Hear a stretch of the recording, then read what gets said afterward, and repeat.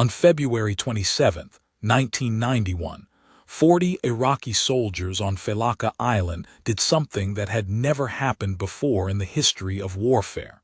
They surrendered to a robot.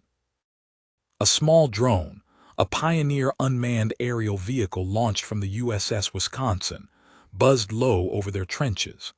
The Iraqis had learned what that sound meant. Every time that little aircraft appeared overhead, 2,000-pound shells followed. Shells fired from 16-inch guns mounted on ships that were nearly 50 years old. So they waved white flags at the drone, bed sheets, undershirts, anything white they could find.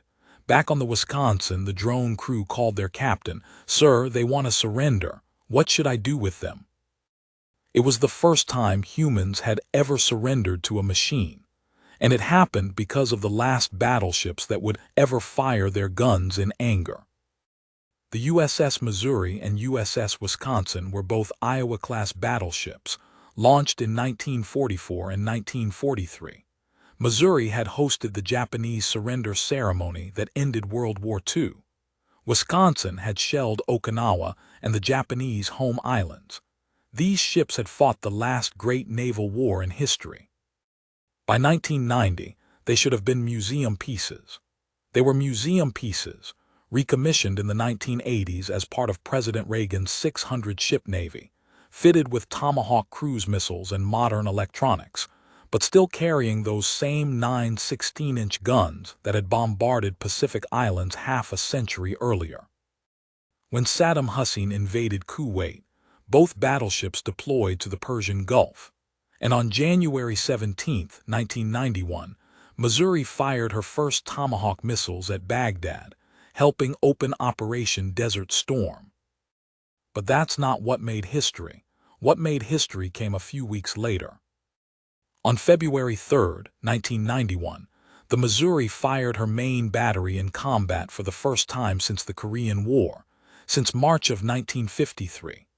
38 years of silence, and then those massive guns roared again, targeting Iraqi command bunkers and artillery positions along the Kuwaiti coast.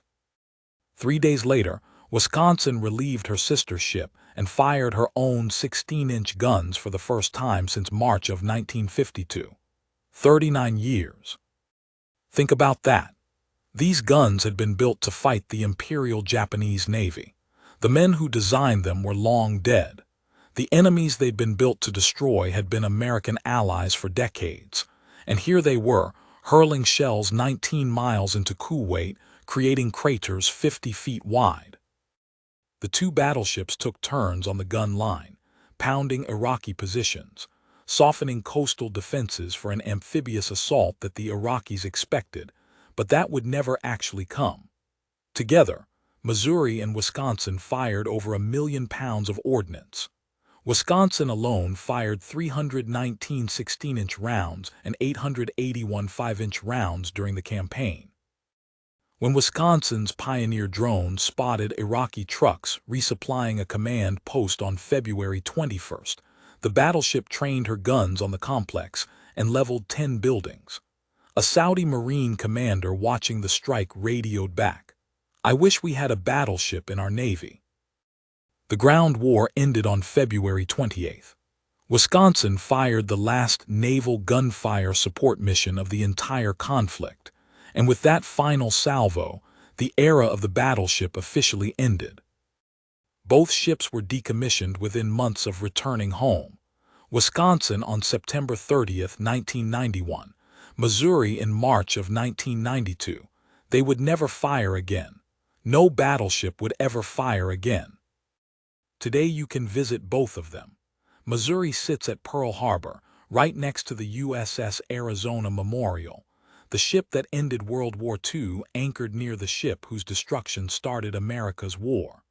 Wisconsin is docked at Norfolk, Virginia, her massive guns still pointed out to sea. If you're over 50, you probably remember when battleships meant something.